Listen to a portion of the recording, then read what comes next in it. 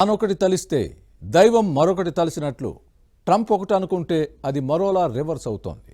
ఓ పక్క Israel Hamas శాంతి ఒప్పందాన్ని ఉల్లంఘిస్తూ ఉంటే మరోపక్క ఉక్రెయిన్ రష్యా మధ్య పేచీ ఓ కొలిక్కి రావడం లేదు.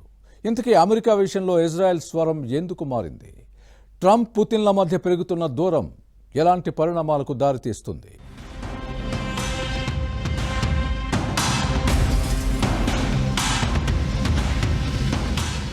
ప్రపంచంలో ఏ రెండు దేశాల మధ్య ఉద్రిక్తతలు తలెత్తినా అమెరికా అధ్యక్షుడు ట్రంప్ వెంటనే అక్కడ వాలిపోతున్నారు.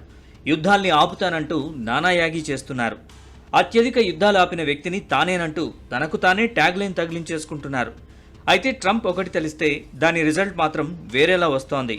ఈ క్రమంలోనే హమాస్ గాజా శాంతి ఒప్పందం, ఉక్రెయిన్ రష్యా యుద్ధం విషయంలో ట్రంప్కు ఎదురుదెబ్బ తగులుతోంది.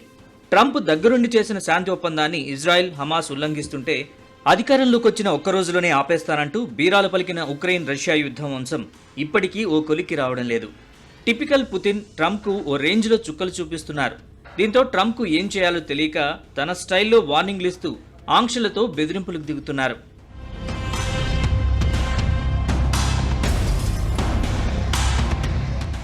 అటు ఇజ్రాయెల్ సైతం అమెరికాపై ధిక్కార స్వరం వినిపిస్తోంది.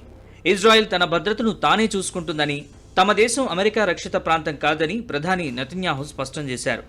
గాజా కాల్పుల విరమణ ఒప్పందం పురోగతిపై అమెరికా ఉపాధ్యక్షుడు జేడీ వాన్స్తో భేటీ అయిన నెతన్యాహు శాంతి మార్గంలో అనేక అడ్డంకులు ఉన్నాయంటూ వ్యాఖ్యానించడం హాట్ టాపిక్గా మారింది. ఇలాంటి సమయంలో భారత్ ఇజ్రాయెల్ మధ్య దౌత్య సంబంధాల్లో కీలక పరిణామం జరగనుంది. ఈ ఏడాది చివర్లో భారత్ పర్యటనకు నెతన్యాహు వస్తారన్న వార్తలు సంచలనంగా మారాయి. ఓవైపు భారత్పై టారిఫ్ల పేరుతో ట్రంప్ బెదిరింపులకు దిగుతూ ఉంటే అమెరికా ఒత్తిడిని సైతం పక్కన పెట్టి సత్సంబంధాల్ని మెరుగుపరుచుకునేందుకు నెతన్యాహు భారత పర్యటనకు రానుండడం ప్రాధాన్యం సంతరించుకుంది.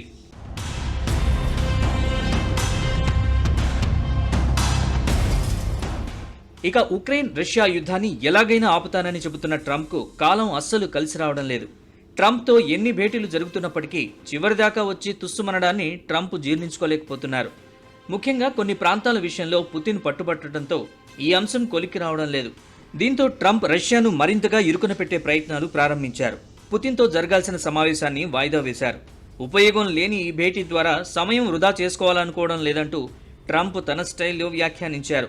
ఈ చర్చల వల్ల ఎలాంటి ఆశాజనక పరిణామాలు ఉండవని ట్రంప్ వెల్లడించారు. అటు రష్యా ఆర్థిక వ్యవస్థకు కీలకమైన చమురు ఎగుమతుల్ని దెబ్బతీసే చర్యలకు సైతం ట్రంప్ దిగారు.